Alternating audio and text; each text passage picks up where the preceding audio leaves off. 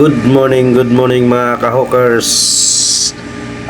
Sa video natin ito yung nagkakandak kami ng CHI dito sa loob ng tunnel dito sa subway.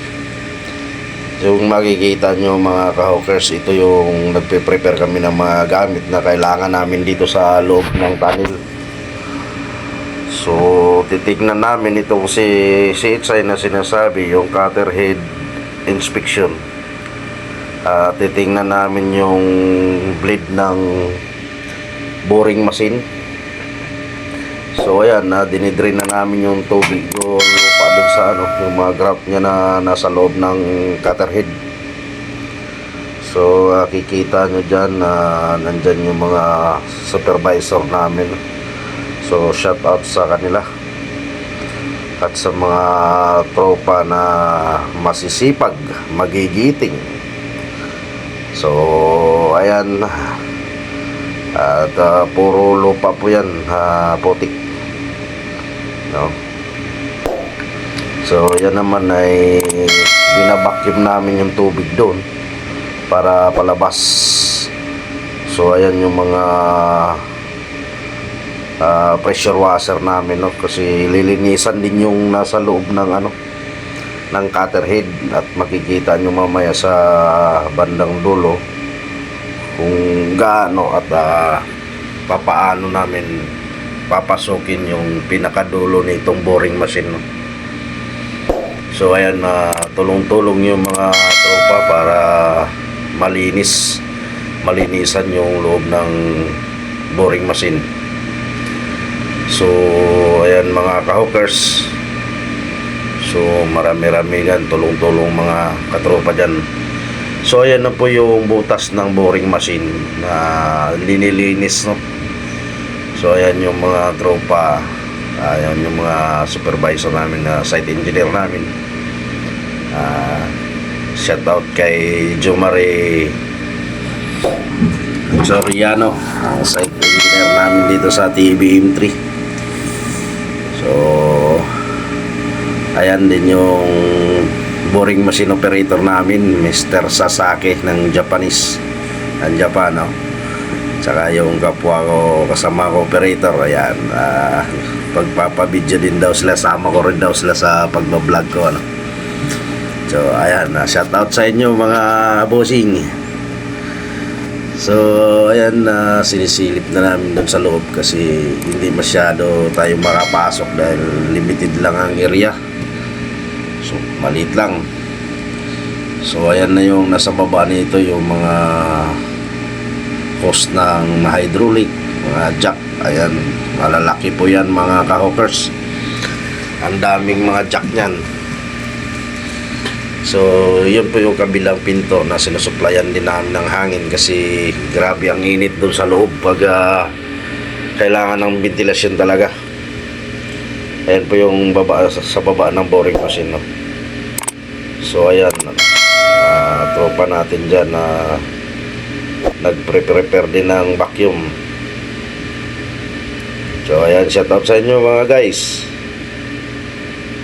So ayan, yan na yung butas, sisilipin natin yan maya maya kung yun yung butas na yan, yung nandyan yung ipin ng boring machine na siyang kumuhukay ng lupa palabas dito sa loob ng tunnel.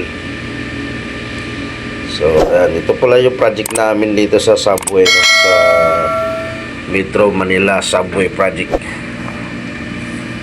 So ayan, kita nyo naman yung grabing putik dun sa loob. Nagkaputik-putik na yung mga tropa dahil sila yung fronter dun sa loob, no? Sila talaga yung naglilinis dun kasi hindi tayo makakasya dun sa sobrang kitid ng area.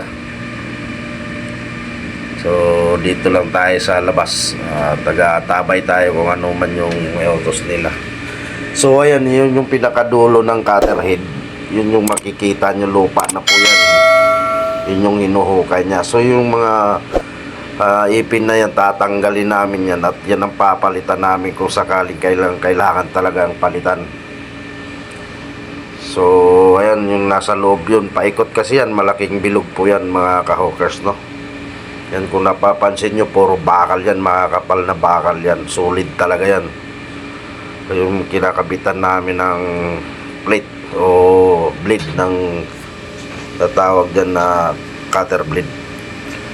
So siyempre sasama rin yung actor, magpapabideo din, no? Makikita tayo na sila lang binibidyo natin. So ayan po yung ipapalit namin mga ka-hawkers. So yun yung blade niya, yung ngipin niya talaga na siyang gumigiling sa lupa. Ayan, makikita nyo, sobrang bigat po yan mga ka-hawkers. Ayan, oh, solid na bakal po yan. So hindi natin matsansa kung ilang kilo yan, basta mabigat talaga. Pero kaya rin naman ng isang tao, iangat lang, iangat, pero hindi mo mabubuhat ng malayo kung ikaw lang mag-isa kasi sa sobrang bigat. So ayan na, tulong-tulong na sa pag-aangat dahil dadalhin na po yan doon sa may cutter head sa butas, no? Ayan, galing po yan dito sa baba, iangat doon sa taas.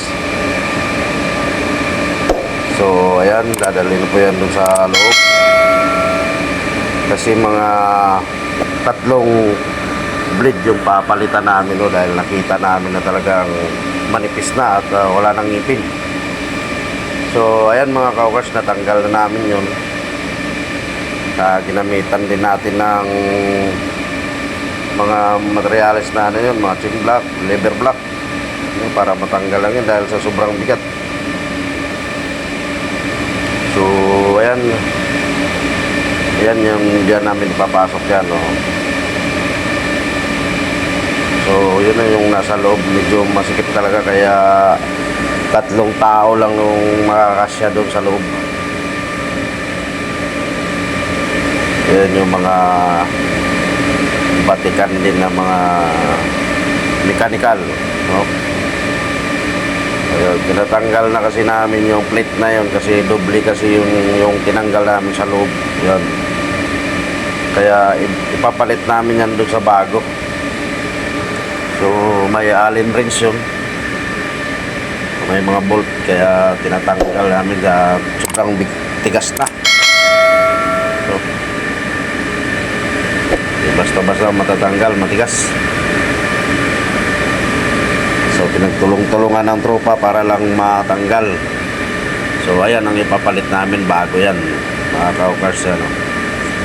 Yan yung gumigiling ng lupa palabas. Yun nakikita nyo. Ayan na po, natanggal na po namin, papalit na yung bago. At siya doon naman isasalpak yun sa butas na yun na tinanggalan namin ng blade na yun.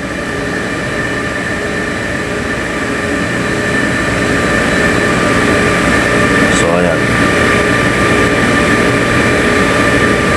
ayan, no, wala nang ngipin dahil napudpud na, no, sa ilang buwan na rin na paggiling dito sa loob ng tunnel, kaya yun, nipis na, oh, wala nang groove. So yan na yung tinanggal namin dun sa loob ng cutter head na yun.